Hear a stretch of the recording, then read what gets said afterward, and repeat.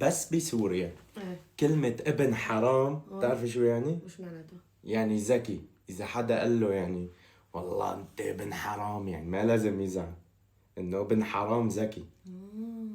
شو عندكم هيك كلمات لطيفة بالجزائر يعني مثل حكينا اللطيف؟ شوف هذيك بغلة. بغلة؟ شو بغلة؟ سمينة دبة؟ نو شوف هذيك زينة تهبل.